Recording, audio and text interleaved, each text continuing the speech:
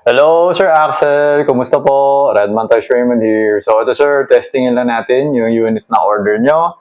The WE Glock 34 Gen 4 Airsoft Gas Blowback Pistol with the fixed outer barrel that's made of aluminum and housing buffer modification. Okay, so hindi ko lang sure kung makikita.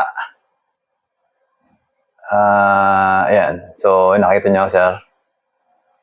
Parang may rubber. Yan. Okay, so para pag pinapalo, protektado yung hammer at yung housing. Okay? Tapos, hindi masyado naapektuhan yung kung ano man. Yung FPS, power, yan. Walang effect. Okay? So, yun. So, always remember to keep your trigger finger out. Make sure that the muzzle is always pointed at the safe direction. Okay? So, nilagyan ko na ng gas. Okay? Inisip ko yun. Baka hindi ko pa nalagyan. Nilagyan ko na ng gas, tapos nilagyan ng BB. Hindi ko lang alam kung gaano kadaming pumasok, pero nalagyan ko na siya. So, pag nabitin na lang during testing, kargahan ko na lang ulit. Okay? So, yan. So, insert. Yan. Okay, so test fire muna natin for, check muna natin for FPS. Okay, pero actually na-test fire ko na siya ng accuracy. Diretso siya, diretso. Okay, so ito.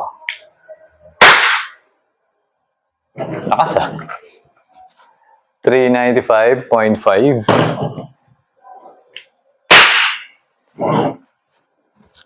391.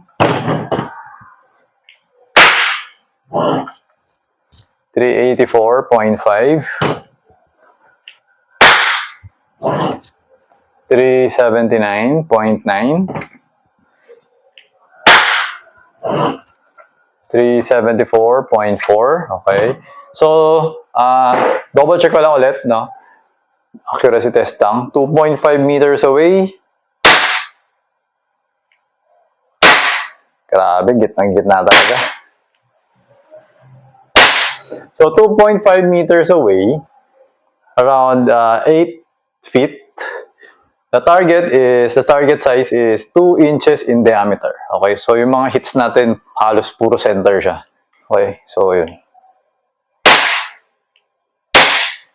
Okay, so yun sir, nag-open yung slide kasi wala na siyang bala. Okay, so pull back the slide, release, hammer down. Okay, so ayan sir, meron na rin siyang thread. So kung gusto mo siyang kabitan ng adapter for suppressor or yung mga blaster or yung mga tracer, pwede. Okay? So, ayun Sir Axel, thank you for your order. Papako na siya, no? So, ayun sir. Thank you for your order. Until next transaction, always remember to stay safe, stay great, be good, and be thankful always. God bless po sir. Bye-bye.